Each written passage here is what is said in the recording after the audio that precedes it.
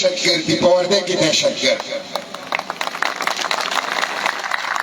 شرم دی له نه ورځي دا څلور کسان دا ښایسته بچي دي زموږ وجد په پښتون قومي جرګه کې زه په دې خوشحاله یم چې نن دلته موږ په دې باب خیبر کې د خان ولي دپاره د جمرود تحصیل دا ځوانان او مشران راپاڅېدلي دي ناست دي او زه په دې مبارکباد دې ته ورکوم او زه مبارکباد د باړې خلکو ته ورکوم چې پرون یې په خان ولي په خپل بچي په خپل کشر ننګ او غیرت کړی دی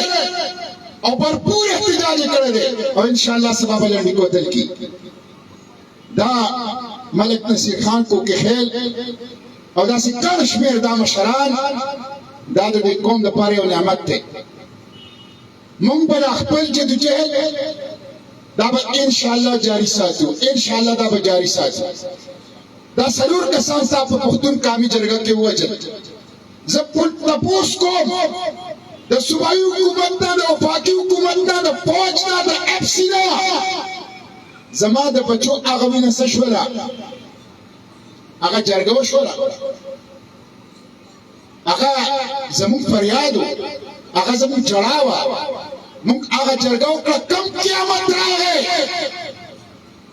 هلته خو موږ خپل فریاد کوو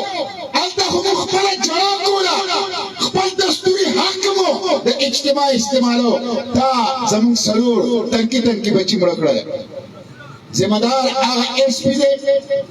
هغه ډي آی جي دی هغه اتھارټي دی چې د فایرینګ آرډر ورکړو او د کوکي خیلو مشران ملک نصیر خان کوکي خیل او نور مشران سره التا خلواري زه د وفاقي حکومت نه او د صوبایي حکومت نه بالخصوص صوبایي حکومت په خپل هم جلسه جلوس کوي اسلام آباد ته ځي دا کانسټیټیوشنل رائټ دی آرټیکل 16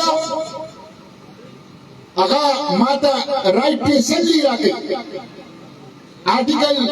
17 رائٹ ٹو ایسوسیشن د تنظیم حق راکوي آرټیکل 19 ماته د دستور فری سپیچ د تقریر او د تحریر دغه حق راکوي آرټیکل 9 دا د ریاست ذمہ داری کړي دا د ریاست ذمہ داری کړي چې فیر ټرایل حق ورکوي آرټیکل 10 دا د ریاست فرض کړي چې په ټولو خلکو ته تحفظ ورکوي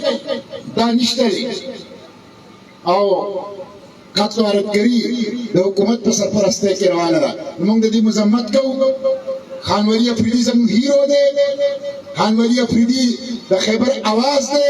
د هغه دپاره به انشاءالله دا جدوجهد رواني زه په آخره کې د حکومت نه مطالبه کوم چې خان ولی افریدي فورا رها